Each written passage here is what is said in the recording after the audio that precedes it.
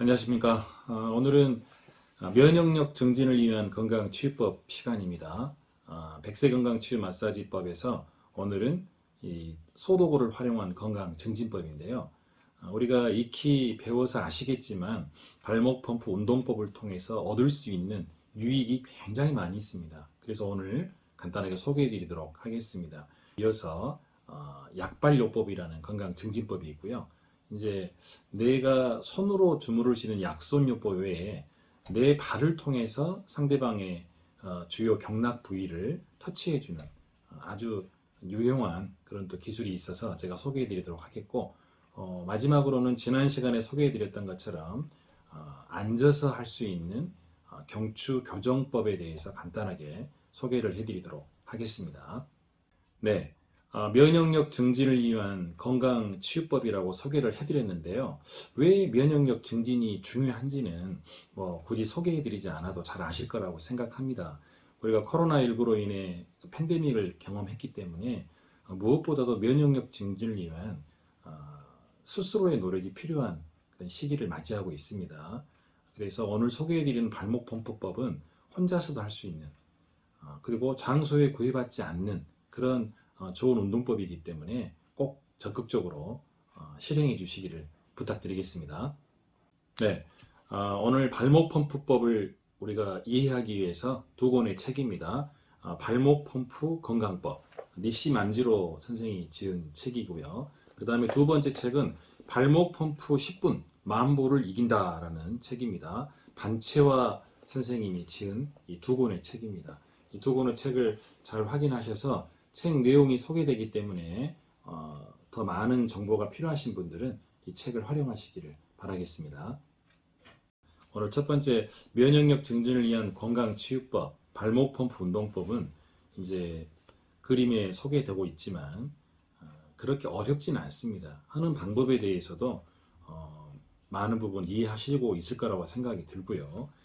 먼저 이제 코로나19 감염증 등으로 이동이 자유롭지 못할 때, 그리고 이제 여러 가지 이유로 내가 실외 활동을 할 수 없을 때 가정에서 잘 활용할 수 있는 운동법이기 때문에 소개해 드리는 겁니다. 펌프를 하기 이전에 준비해야 될 몇 가지가 있습니다. 자, 화면에 나오는 것처럼 바로 앉거나 누워서 시작하는 거고요. 그 다음에 양쪽 다리를 쭉 펴고 아킬레스건으로부터 약간 윗부분을 나무에 올려놓습니다. 그리고 이곳을 종아리 시작 부위라고 할 수 있는데요. 사용되는 나무로는 대나무, 오동나무, 편백나무가 있고, 무릎 쪽으로 지나친 경직을 피해야 됩니다. 너무 힘을 주고 이렇게 나무를 가격하게 되면 데미지를 입을 수가 있다는 것. 그래서 힘을 좀 빼고 다리를 쭉 편 채로 발끝을 세우고 시작한다라는 거 기억하시고, 한쪽 발을 20에서 30cm 정도를 들어서 나무를 때리는 겁니다. 그래서 소리가 텅텅 하고 나도 괜찮습니다. 나무에 닿는 아킬레스건이 약간 윗부분을 아프지 않게 가격을 해주시고요. 지속적으로 반복하며 부딪힐 때마다 효과는 조금씩 배가 된다는 거 기억해 주시기 바랍니다. 발목 펌프 운동법을 해보시는 분은 다 아시겠지만 처음에는 굉장히 아플 수가 있다는 거 기억해 주시고요. 매일처럼 반복하다 보면은 장기 마라톤을 하시는 분들에게 듣는 이야기지만 피곤도가 확 줄어든다는 그런 이야기가 있습니다. 그리고 아암 한우들이 발목 펌프 운동법을 적용했을 때 한 4km에서 6km 정도의 등산 코스를 오르내렸을 때 피곤도가 확 줄어든다는 거 익히 듣고 있으니까 꼭 믿고 한번 해보시기 바랍니다. 네, 발목 펌프의 방법은 조금 전에도 소개를 해드렸는데 더 간단하게 소개해드리면 오른쪽 발을 먼저 가격한다는 거 기억해 주시기 바랍니다. 방법은 25회를 가격합니다. 그리고 오른쪽 발이 끝나면 좌측 발을 25회 가격합니다. 이와 같은 방법으로 오른쪽 25회, 왼쪽 25회를 차례대로 번갈아 가면서 때려주는 방법이고요. 처음에는 한 500에서 600회 정도를 가격을 합니다. 그리고 점차적으로 1200회로 늘려나갑니다. 1200회를 때리는데 걸리는 시간은 속도에 따라서는 틀려지긴 하지만 20분에서 한 30분, 그리고 2000회 정도까지 횟수를 늘리면은 거기에 걸리는 시간은 한 40여 분 정도가 소요되는 걸로 체크가 되고 있습니다. 다음 소개해드릴 건강치유법은 이제 발로 하는 마사지입니다. 건강치유 마사지 이제 제목으로 들어와 있는데요. 안강욱 선생님, 안강욱 교수님이 제창하신 약발요법입니다. 페도프라틱이라고 소개되어 있고요. 상당히 많은 기술이 있는데 오늘은 이제 한 10가지 정도의 기술을 제가 소개해드리고 가정에서도 할 수 있는 방법들만 제가 추려서 말씀드리도록 하겠습니다. 여기 그림에 보시면 용천 깊이 밟기, 족궁 밟기, 뒤돌아 족궁 밟기, 그 다음에 발목 밟기, 종아리 흔들기, 그리고 대퇴부 밟기, 측면 밟기 6가지가 소개되어 있습니다. 한번 참고해 보시고요. 그림에 나와 있는 그대로 이제 실행을 해 보시지만 중요한 것은 이제 몇 가지 주의사항이 있다라는 거. 아주 강조하지 않더라도 약발요법의 가장 큰 주의사항은 경직된 상태의 힘을 과도하게 거기다가 쏟아부어서는 안 된다는 거 꼭 기억해 주셔야겠습니다. 굉장히 부드럽게 상대방이 만족할 만한 정도의 부드러움이 필요하다는 거 기억해 주시고요. 그런 부드러움을 장착한 상태에서 방금 전에 소개해 드렸던 6가지 용천혈을 밟아주는 것, 그 다음에 엎드린 상태에서 족궁을 밟아주는 방법, 그 부위가 이제 위체 12지, 그 다음에 뭐 심장이나 간 이런 어떤 경혈점들이 있기 때문에 이걸 시행했을 때는 굉장히 좋은 반응이 나올 수 있습니다. 그래서 굉장히 피로한 상태에서 집에 귀가하셨을 때는 그림 1과 2와 3, 3가지만 한 10여 분 정도 해주셔도 만족할 만한 효과가 나타납니다. 약발요법의 효과와 방법이 있는데요. 7가지 제가 화면에 띄워놨습니다. 약발의 1회 효과는 2, 3일 지속이 됩니다. 단순 근육 긴장이나 근육통은 약발 1회 시술로도 개선이 가능하고 전신, 중증, 만성의 문제들은 시술 효과가 사라지기 전에 다시 한번 재시술을 하셔야 된다는 거 기억해 주시고요. 매일 약발을 시행해 주면 좋습니다. 그렇지만 매일이 어렵다면 최소 주 3회 정도, 2, 3일에 한 번꼴로 실행해 주시면 몸의 기능이 전반적으로 개선되는 것을 느낄 수가 있습니다. 주의점, 아까 말씀드렸죠. 과도하게 힘을 주지 않으셔야 됩니다. 그리고 초보자들은 일단 쉬운 부분부터, 오늘 제가 소개해 드렸던 6가지 부분부터 가볍게 해주시면 이제 되고요. 부족한 부분들은 이제 저와 현장에서 만났을 때, 아니면 저를 개인적으로 만났을 때 저에게 물어보시면 제가 소개해 드리도록 그렇게 하겠습니다. 자, 2번째로 나와 있는 이 그림 보이시죠? 또 다시 이 5가지인데요. 11번과 14번은 똑같은 그림입니다. 자, 2권의 책을 소개해 드리겠습니다. 우리 안광욱 교수님이 지은 책인데요. 상생약발이고요. 똑같은 저서인데 이런 책이 2번째로 소개되고 있습니다. 저는 이제 일단은 처음 저서인 상생약발 이 부분을 제가 참고했다라는 거 기억해 주시고요.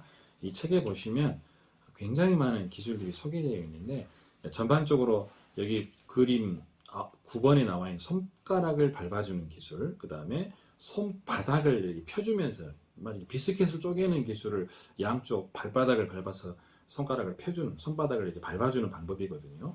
그리고 팔꿈치 관절 앞쪽에다 손을 넣어주는 경우인데, 내가 엎드린 상태에서 이 어깨를 이렇게 해주면은 이 상태에서 손바닥과 이 팔꿈치 부분을 밀어주는 방법입니다. 14번 그림이 좀 이해하기 편하게 나와 있어서 제가 하나 넣어놨습니다. 12번에 발등을 밟아주는 기술, 13번에 견갑골 부위를 밟아주는 기술입니다. 이건 그렇게 크게 어렵지 않고 또 위험도도 없기 때문에 제가 소개를 해드린 거고요. 거기 보시면 주의사항 그림 9번 손가락이 펴진 것을 확인하셔야 된다는 거예요. 예, 손바닥을 밟아주는데 손가락이 이렇게 펴져 있지 않는 상태에 잘못 밟으면 이제 안전사고가 발생할 수 있습니다. 그리고 엄지손가락까지는 밟을 필요가 없습니다. 손가락만 4개만 밟아주시면 된다는 말이고요. 자, 11번 보시면은 체중이 실리지만 반드시 부드럽게 할 것 기억해 주시고요.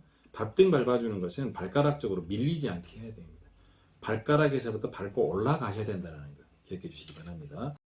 마지막으로 약발요법의 원리입니다. 원리는 힘줄 반사의 원리, 구역 반사의 원리, 관문 조절의 원리, 경락이론, 그리고 음양 평형 원리, 스폰지 억제와 팽창 원리가 있습니다. 지난 시간에 말씀드렸던 것처럼 오늘은 경추부 치료에서 이 몇 주 전에 한번 소개를 해드렸었는데요. 특히 이제 가장 많이 활용되고 있는 김진태 박사님의 척추교정과 자세교정법이란 책에 나와 있는 내용이고요.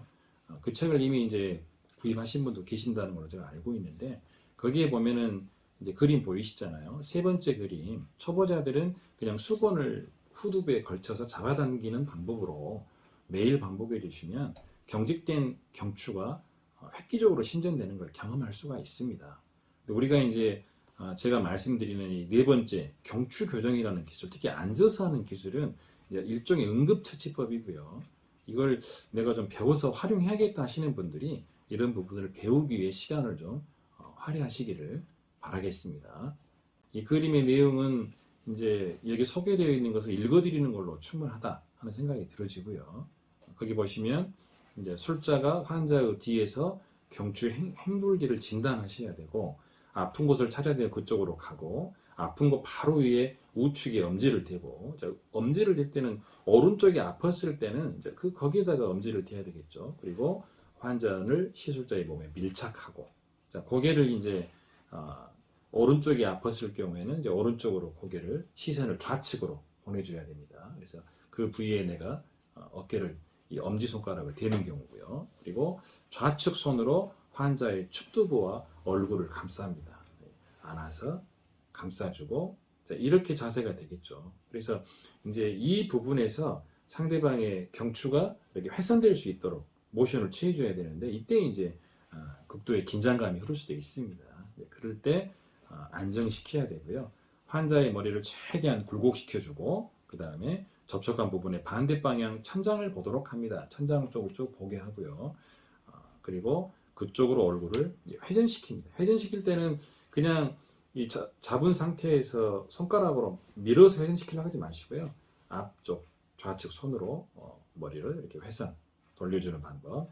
하나, 둘, 셋과 동시에 촉지되어 있던 엄지손가락이 이제 밀어주는 방법이죠. 그래서 약간의 힘을 주면서 전방 45도 정도로 교정하고, 이제 왼쪽 횡돌기가 아프면 이제 극돌기는 오른쪽으로 돌아갔다는 뜻인데, 이와 같은 방법으로 교정해주는 기술인데요.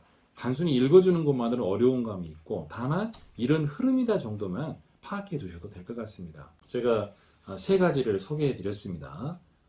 발목 펌프법, 그리고 약발요법, 그리고 경추를 가볍게 교정해주는 기술인데요.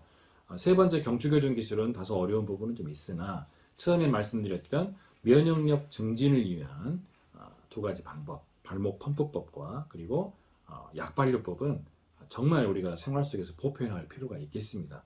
그리고 다시 한번 말씀드리지만, 경추 교정법은 한 10여 가지의 과정을 익숙하게 익혀 놓으시고, 현장 수업이 개강됐을 때 이제 실전에 임하게 된다면 상당히 좋은 효과를 얻을 수 있겠다 하는 생각이 들어집니다.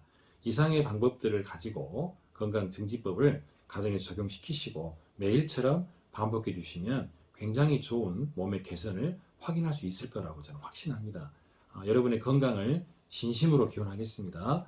감사드립니다.